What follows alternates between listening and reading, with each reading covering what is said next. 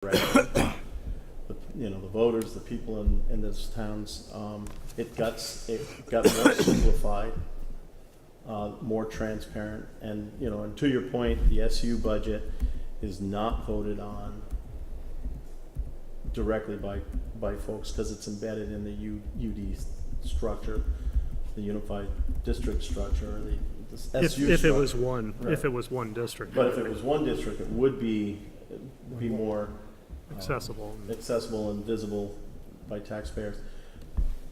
And I guess in this case, I see the movement is towards full unification. One town isn't there yet. And is it practical for us to force that town at this stage of the game when they've had such transparent conversation and votes in that community? Now, how you measure one's more transparent than another. And another example, I don't know, we can talk about that later, but in this particular instance, it's extremely transparent, and there's been 4 separate votes. And so I think we need to explore the depth of that in terms of practicality. Stacy first, and then Peter. Yeah, I think I'm just searching for clarification here on possible principles. The suggestion is that basically it would be no longer, it's getting rid of the mud, right? So it's It would create SDs. So that's what, right, the preferred structure. So all of the, I think the 3 out of the 5, it would create an SD. overriding the exception enacted by the legislature in 2012, right? Is that what we're saying? Yeah. Okay. When you say overriding the exception? Well, I just want to make sure that I'm just want to make sure I'm understanding. The idea would be if we said, okay, in this example, Huntington, for example, no, now you will be a part of this. It will no longer be a mud, correct? Correct. I mean, so that if those were added, they're currently a mud, and so they would then, all the ascending elementary schools would be part of the high school. Right. So they're already part of the Union High School. So they're basically one town out. Without that, they would then be all together and we create a supervisory district within 3 out of the 5 of those. So there is a distinction in there that 3 out of the 5 would create an SD, not just a unified, not just getting rid of the mud. Is that correct, Donna? Okay. Can I just give a yeah. little historic context? The MUDs are the offspring of 153. We didn't get much luck with 153 originally, so that this was trying to pull some people into a merger, and this is what that is. So this really is sort of a how should you say? Oh, I don't know a proper word, but it was kind of just a way of getting more participation to make this exception. Doesn't mean that in terms of the current law that it makes much sense in terms of how it was constructed at that time. Stacy, I heard one thing I just don't want to Yeah. let stand because I think it could create some confusion. I heard the word exception, that the legislature created an exception. So the legislature created a process, as Peter indicated, that's been superseded by Act 46. So there's no exemption. Exactly. Okay. I'm just to- reading out of here where it says exception. Yeah, so. there's no Okay. exemption That was the within end of 46. And within 46. Great. And Thank you. keep me honest here, Donna. Okay. John. Another opportunity to reveal my ignorance. What's the reason why one couldn't simply redefine the supervisory union in such a way that the MUD could become an SD?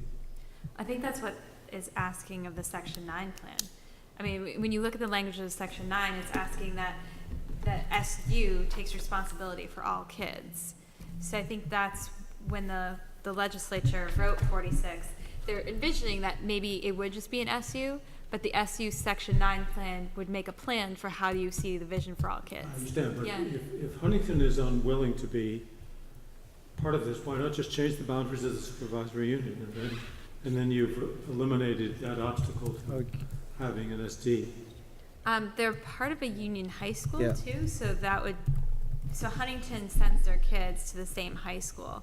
So I'm not sure. So if you want to change SU boundaries, Yes. I don't. what was- yeah, I don't. I didn't understand. What were you suggesting, Doug? Change the SU boundary so that the remaining SU can become an SD. Well, they are almost a complete SD except for this one issue. Understood? Right. So you would change the SU boundary how to To take Huntington out. You would orphan. take them out, except they're part of the Union School District already, yeah. Does that prohibit changing the boundary? Well, They take a vote of the electorate in order to release dissolve the them union, from, they have to. so they could be released with a vote from the other towns. I mean, that's what we ran into, when we were talking about Vernon, Yeah. and there was that exemption. Well, Thank Bennington. you. So I think this is just a case to think about. The secretary in the plan has said anytime there was a MUD that would create an SD, that it would be, that's a reason to move forward with the merger. And so that's something that as a group, we have to decide if that's a principle we agree with or disagree with. And again, going back to the law is very clear on this point that the preferred governance structure is an SD. And with these three here, by merging them together, we are moving them into the preferred governance structure.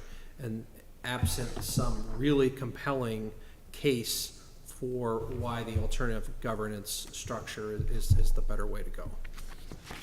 And I think in this one specific example, they didn't even submit a Section 9 proposal. Or, yeah, Donna? I just like to clarify the answer that I gave to Oliver. We believe that the MUD itself is exempt under the language. It's the non-member Exactly, elementary district. I yes. just wanted to make sure that was clear. And in all of these cases, the language said that they would accept these towns. Is that correct? In the Articles of Agreement?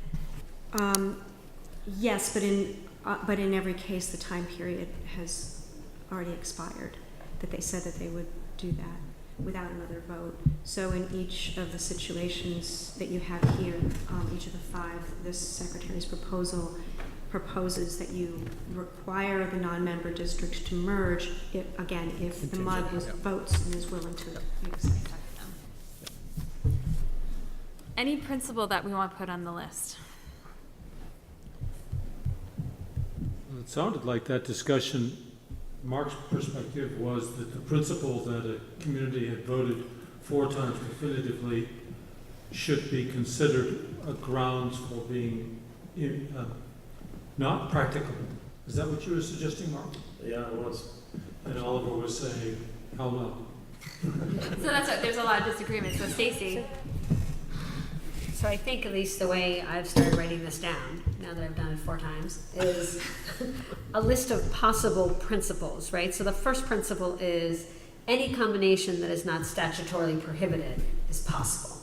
So that, and then now I have a list of, it looks like 7 different possible principles, and I guess what's left as we finish the exercise, Krista, that you're walking us through, which is great, is of these principles, I guess the question is, if any one of these proposals hits one of these, 3 of these, all 9 of, whatever that number is, I think so I think it would make sense to leave kind of what Mark said stand for now as one of the possible principles.